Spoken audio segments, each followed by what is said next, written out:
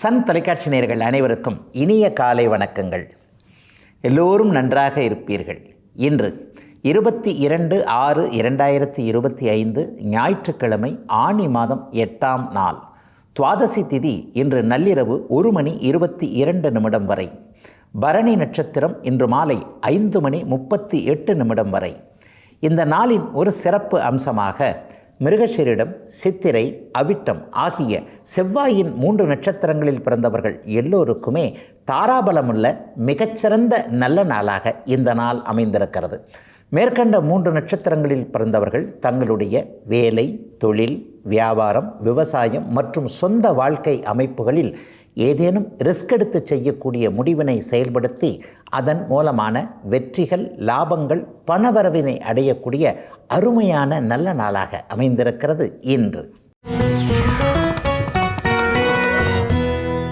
அடுத்து 12 ராசிகளுக்கான இன்றைய ராசி பலன்களை பார்க்கலாம். மேஷராசிக்காரர்களுக்கு கடன்களை தரக்கூடிய புதன் இன்றைக்கு 4ஆம் இடத்தில் இருக்கிறார். இன்றிலிருந்து ஒரு 15 நாட்களுக்கு 20 நாட்களுக்கு அவர் 4ஆம் இடத்திலே இருப்பார். 4ஆம் இடம் என்பது கேந்திர வீடாக இருந்தாலும் கூட வீடு, வாகனம், அம்மா சார்ந்த விஷயங்கள் என்பதால் வீட்டுக்காக கடன் வாங்கிறது அல்லது ஹவுசிங் லோன் போடுறது அல்லது இன்னும் ஒன்று அதாவது வாகன யோகம்னு சொல்லப்படக்கூடிய வாகனம் வாங்குவதற்காக, வண்டி வாகனம் வாங்குறதுக்காக கடன் வாங்கிறது போன்ற ஏதேனும் ஒரு நல்ல கடன் வாங்கக்கூடிய நாளாக இந்த நாள் அமைந்திருக்கிறது. 12ஆம் இடத்துல சனி இருந்து எப்படா செலவு வைக்கிறதுன்னு பார்த்துக்கிட்டு இருக்கிறார் இல்லையா?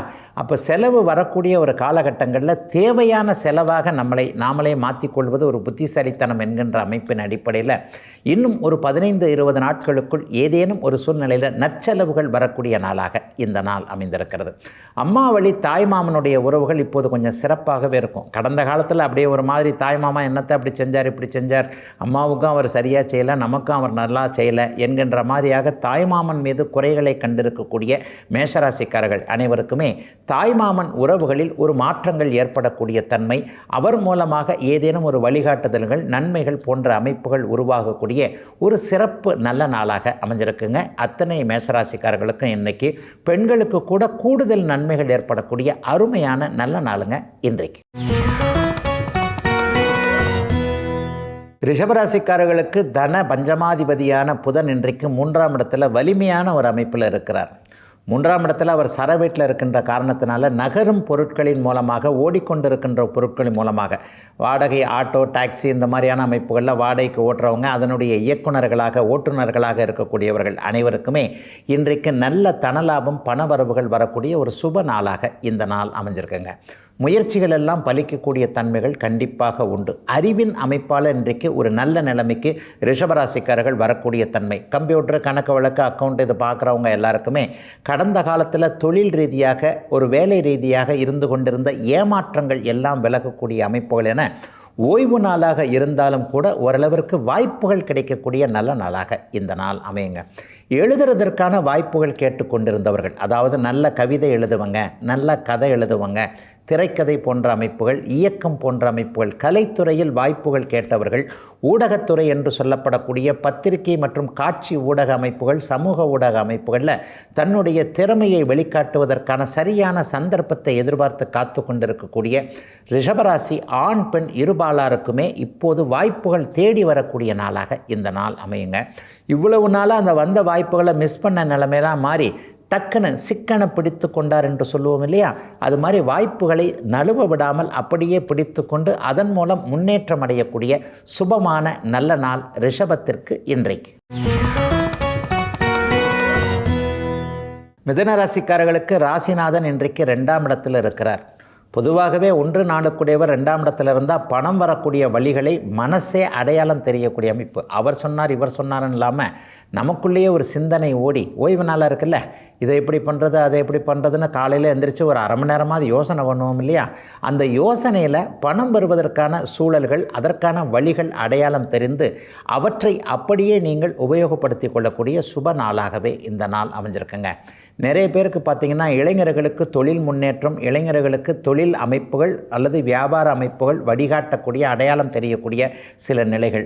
நடுத்தர வயதில் 30-40 வயதுகளில் இருக்கக்கூடியவர்களுக்கு குடும்பத்தில் இருக்கக்கூடிய பிரச்சனைகள் அப்படியே தீரக்கூடிய ஒரு சில சூழல்கள்.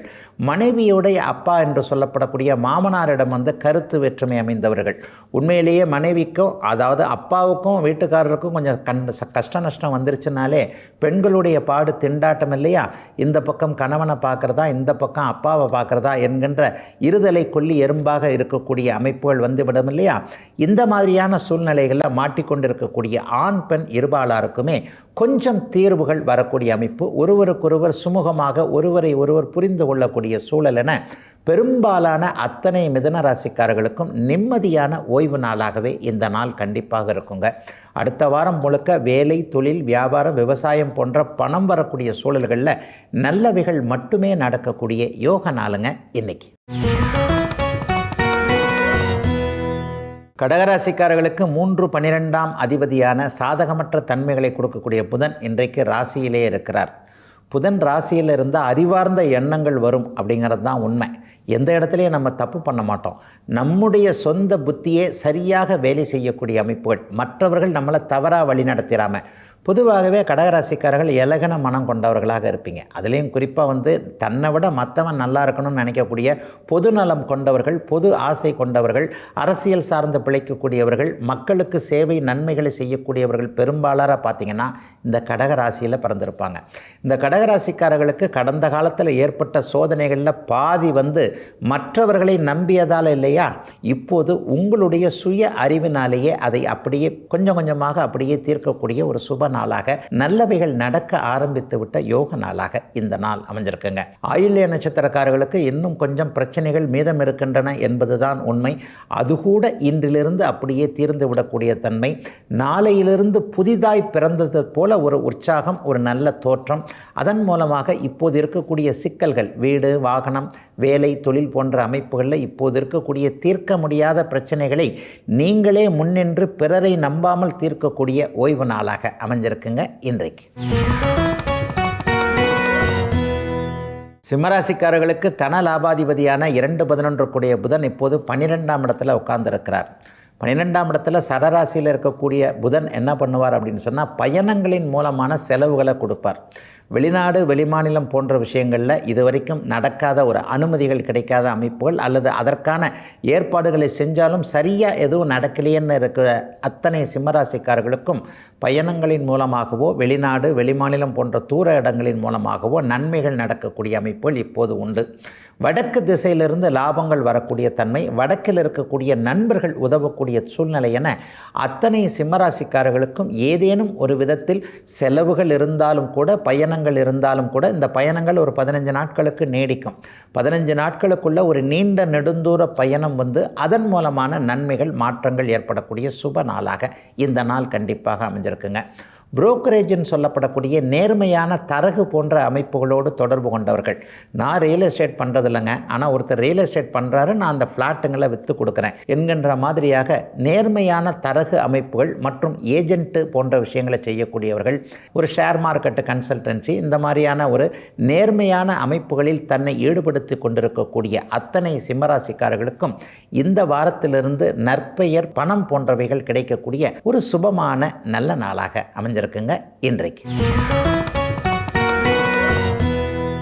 கன்னிராசிக்காரர்களுக்கு ராசிநாதனும் ஜீவனாதிபதியுமான புதன் இன்றைக்கு லாபஸ்தானத்தில் இருக்கிறார். இன்னும் ஒரு 15-20 நாட்களுக்கு அங்கே தான் இருப்பார்.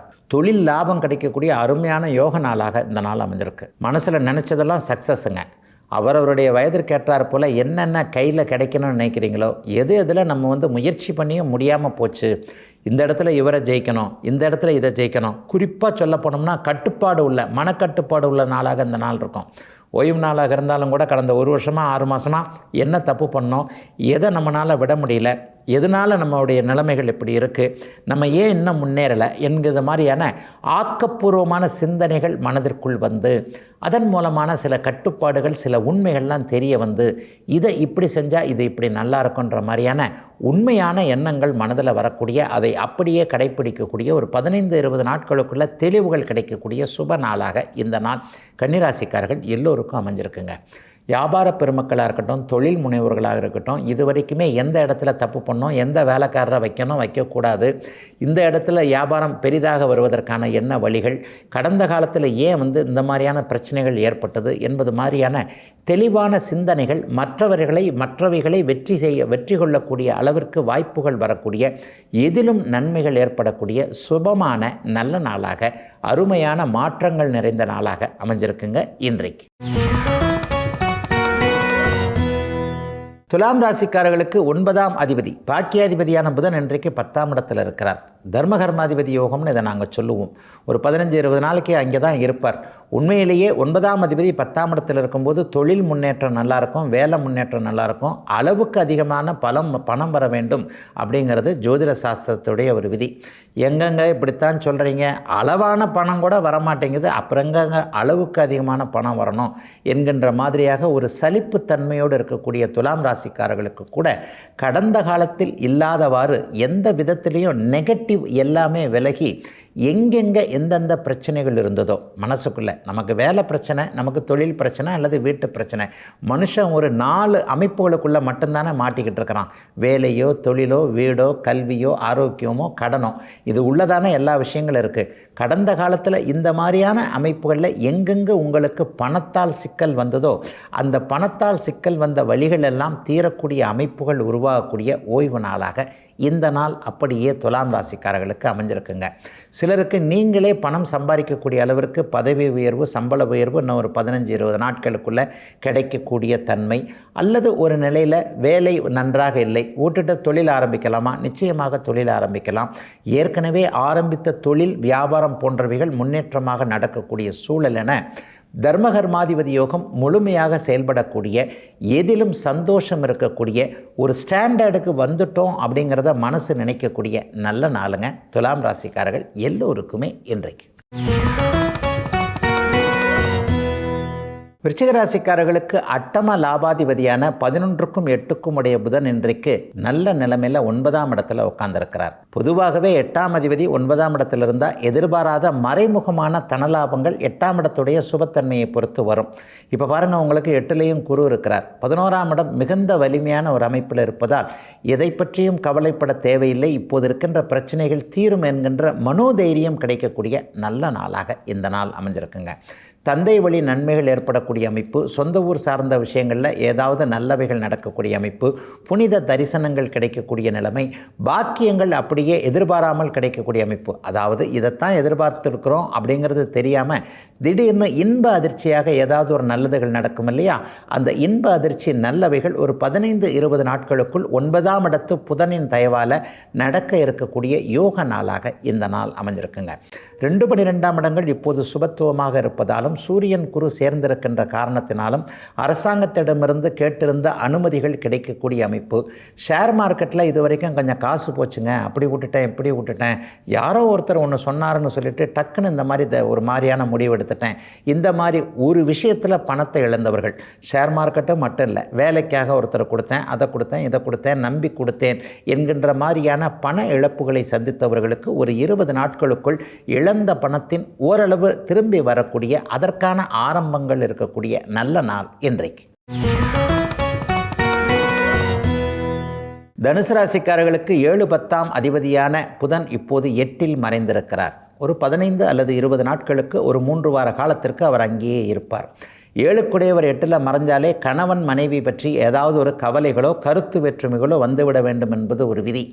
ஆனால் 7ஆம் இடத்துல குரு இருக்கிறதுனால பெரிய அளவிற்கு எதுவும் வராமல் இந்த இடம் ஒரு நல்ல விதமாக பாதுகாக்கப்படுகிறது. ஆனாலும் மனைவியின் மனதில் என்ன இருக்கிறது, கணவனுடைய மனசில் என்ன இருக்குது அப்படிங்கிறத இன்றைக்கு தனுசு ராசிக்காரர்கள் கேட்டு தெரிந்து கொள்ளக்கூடிய ஒரு ஓய்வு நாளாக இந்த நாள் இருக்குது. ஏங்க 3ஆம் மனுஷன் நம்ம 2 பேருக்குள்ளே வேண்டாங்க, நம்ம தானங்க வாழ்க்கை, நம்ம தானங்க நம்முடைய குழந்தைகளுடைய எல்லா ஆதர்சமாகவும் இருக்கிறோம், நீங்கள் என்ன சொல்கிறீங்க, நான் என்ன சொல்கிறேன் என்கின்ற மாதிரியாக அவர்களுக்குள்ளேயே முடிவுகளை எட்டக்கூடிய ஒரு நல்ல நாளாக இந்த நாள் தனுசு ராசிக்கார தம்பதிகளுக்கு இருக்கிறது. இளைஞர்களுக்கு பார்த்தீங்கன்னா ஏதேனும் ஒரு சூழ்நிலையில் எதிர்பாலினத்தவரின் மீது வருத்தங்கள் ஏற்படும். அவர் ஒன்று சொல்ல இவர் ஒன்று சொல்ல, அல்லது அவர் அவரிடம் பேசினார் இவர் இவரிடம் பேசினார் என்கின்ற ஹியர்சேன்னு சொல்லுவோம் இல்லையா, கேள்விப்பட்ட தகவல்களை வைத்து ஒரு 15-20 நாட்களுக்குள் முரண்பாடுகள் வரக்கூடிய தன்மைகள் கண்டிப்பாக உண்டு.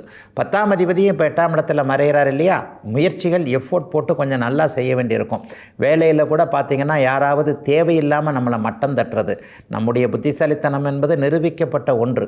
ஆனாலும் நீங்கள் இப்படி பண்ணியிருக்கக்கூடாதுங்க, உங்களை விட இவர் பெரிய ஆளுங்க என்கின்ற மாதிரியாக பிறரை உயர்த்தி நம்மை சிறுத்தி வைக்கக்கூடிய அமைப்புகள் உருவாகக்கூடிய ஓய்வு நாளாக அமைந்திருக்கிறது தனுசு ராசிக்காரர்களுக்கு 8ஆம் இடத்து புதனால் இன்றைக்கு.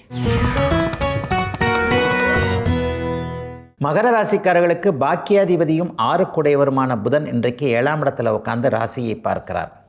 புதன் யோகாதிபதின்றதுனால அவருடைய ராசி பார்வை மிகப்பெரிய நல்ல ஒன்றாக கண்டிப்பாக இருக்கும்.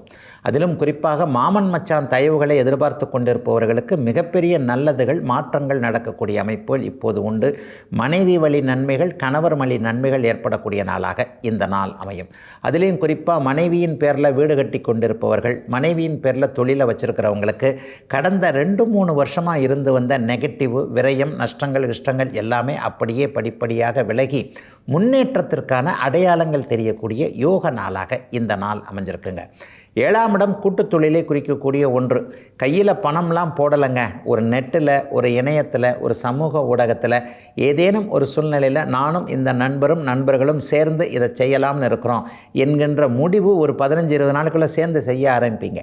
நண்பர்களாக சேர்ந்து பணம் எதுவும் கையில் போடாமல் தங்களுடைய புத்திசாலித்தனத்தை மட்டும் வைத்து ஒரு தொழில் ஆரம்பித்து அந்த தொழிலை முன்னேற்றுவதற்கான, அதன் மூலமாக நல்ல வருமானம் வருவதற்கான சில சூழ்நிலைகள், ஆரம்பங்கள் இருக்கக்கூடிய முதன்மை நாளாக இந்த நாள் அமைஞ்சிருக்குங்க. புதன் எப்போவுமே உங்களுக்கு பெரிய நன்மைகளை கொடுக்கக்கூடிய கிரகம்.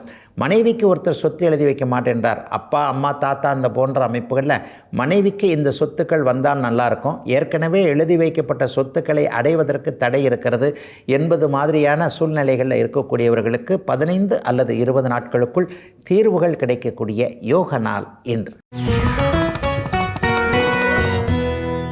கும்பராசிக்காரர்களுக்கு 5-8ஆம் அதிபதியான அஷ்டமாதிபதியான புதன் இன்றைக்கு 6ஆம் இடத்தில் மறைந்திருக்கிறார். பொதுவாகவே 6-8 தொடர்புகள் ஏற்பட்டாலே எதிர்பாராத நன்மைகள் நடக்கும் அப்படிங்கிறத காட்டுது. அந்த இடத்துல சுபபாவ தன்மையை பொறுத்து இப்போது பார்த்திங்கன்னா ரொம்ப நாளாக எதிர்பார்த்து ஏமாந்திருந்த ஒரு விஷயம் நடக்கக்கூடிய அமைப்புகள் 20 நாட்களுக்குள்ளே கண்டிப்பாக கும்பராசிக்காரர்களுக்கு நிச்சயமாக உண்டுங்க. இதுவரைக்கும் இல்லாத அளவிற்கு கடன் தொல்லையோ ஆரோக்கிய தொல்லைகளோ அப்படியே குறையக்கூடிய தன்மைகளும் இப்போது வந்துவிட்டது. படிப்படியாக கும்பராசிக்காரர்களுக்கு நன்மைகள், மேன்மைகள், பாசிட்டிவ் ஆரம்பிக்கணும் அப்படிங்கிறது விதி. அதிலும் குறிப்பாக பூரட்டாதி நட்சத்திரத்தில் பிறந்தவர்கள் இப்போது இருக்கக்கூடிய மன அழுத்தம், வருத்தம், கலக்கம், துன்பம் போன்ற எல்லாமே அப்படியே வெளியே போய் நன்மைகள் நடக்கக்கூடிய அமைப்பு, புத்துணர்ச்சி கிடைக்கக்கூடிய அமைப்பு என கும்பத்துடைய ஓய்வு நாளாக இருந்தாலும் கூட நல்லவைகள் நடக்கும் என்கின்ற நம்பிக்கைகள் வரக்கூடிய நாளாக இந்த நாள் அமைஞ்சிருக்கு. தாய்மாமன் வழியில் இதுவரைக்கும் இல்லாத அளவிற்கு ஒரு ஒட்டுதல் வரக்கூடிய அமைப்புகள் கண்டிப்பாக உண்டு. புத்திசாலித்தனமான துறைகளோடு தொடர்பு கொண்டவர்கள், கணிதம் சார்ந்த துறை, கம்ப்யூட்டர் அமைப்புகள் அல்லது ஐடியில் வேலை கிடைக்கலைங்க, கிடைச்ச வேலை இந்த மாதிரி இருக்குது அந்த மாதிரி இருக்குது என்கின்ற மாதிரியாக புத்திசாலித்தனத்தை துறையை தேர்ந்தெடுத்து அதன் மூலமாக ஏதேனும் ஒரு நிலையில் சங்கடங்கள் இருக்கக்கூடிய இளைய பருவத்து கும்பராசிக்காரர்கள் எல்லோருக்குமே நாளையிலிருந்து ஒரு 15 அல்லது 20 நாட்களுக்குள் உங்களுடைய மனம் போலவே நல்ல மாற்றம் கிடைக்கக்கூடிய ஒன்று, டக்கென்று கிடைப்பது என்பது போன்ற சுப அமைப்புகள் ஏற்படக்கூடிய நல்ல நாளுங்க இன்றைக்கு. மீனராசிக்காரர்களுக்கு 4-7ஆம் அதிபதியான புதன் இன்றைக்கு 5ஆம் இடத்துல அதிர்ஷ்ட பாவகத்தில் இருக்கிறார். மனைவி மூலமாகவோ கணவன் மூலமாகவோ அல்லது இளைஞர்களுக்கு ஏற்படக்கூடிய ஒரு நட்பு தொடர்புகளின் மூலமாகவோ அதிர்ஷ்டங்கள் கிடைக்கக்கூடிய யோக நாளாக இந்த நாள் அமையும். சிலருக்கு பார்த்திங்கன்னா அம்மாவால் இது வரைக்கும் இருந்து வந்த மன வருத்தங்கள் விலகும். அம்மா இதை கொடுக்க மாட்டேன்றாங்க, என் பிள்ளை மேலே எழுதி வைக்க மாட்டேன்றாங்க, அல்லது நான் கஷ்டப்படுறேன், எனக்கு இப்போ கொடுத்து உதவுனா தானங்க என் கஷ்டத்திற்கு வராத ஒரு சொத்தோ கஷ்டத்திற்கு வராத ஒரு பணமோ இருந்து என்ன இல்லாமல் இருந்து என்ன என்கின்ற மாதிரியாக தாய் என்கின்ற தெய்வத்திடம் மன வருத்தம் கொண்டிருந்தவர்கள் எல்லாருக்குமே அம்மா செய்கிறது கரெக்டு தான், என்ன இருந்தாலும் அவர்கள் அனுபவப்பட்டவர்கள் இல்லையா, எப்போது தேவைப்படுமோ அப்போது சரியாக கொடுப்பார்கள் என்கின்ற ஒரு மன ஆறுதல் கிடைக்கக்கூடிய நல்ல நாளாக இந்த நாள் அமைஞ்சிருக்குங்க. அத்தை பொண்ணு மாமா பொண்ணு, அத்தை பையன் மாமா பையனை கல்யாணம் பண்ணிக்கணும்னு விரும்பக்கூடியவர்கள், பெரியவர்கள் செய்யக்கூடிய குழப்பத்தின் அடிப்படையில் இந்த திருமணம் தள்ளி போகிறவங்க, என் மாமா பொண்ணை பிடிச்சிருக்குங்க, மாமாக்கிட்டையும் சொன்னாலும் அத்தைக்கிட்டையும் சொன்னாலும் அவங்க அதை கண்டுக்க மாட்டேன்றாங்க, எங்கள் அம்மாவுக்கும் அப்பாவுக்கும் அவங்களுக்கும் ஆகாது, அதுக்கு நாங்கள் என்னங்க பண்ணுவோம், சின்னஞ்சிறுசுகள் நாங்கள் எங்களுடைய வழியை பார்ப்போமே தவிர பெரியவர்களுடைய சண்டை சச்சரவு கருத்து வேறுபாடுகளுக்குள்ளே எங்கள் வாழ்க்கையை நாங்கள் எப்படி கொண்டு போகிறதுங்க என்கின்ற மாதிரியாக பெரியவர்களால் பாதிக்கப்பட்டிருக்கக்கூடிய சிறியவர்கள் அனைவருக்குமே நல்ல தீர்வுகள் கிடைக்கக்கூடிய, பெரியவர்கள் உங்களை பிளெஸ்ஸிங் பண்ணக்கூடிய அருமையான நல்ல நாளுங்க இன்னைக்கு.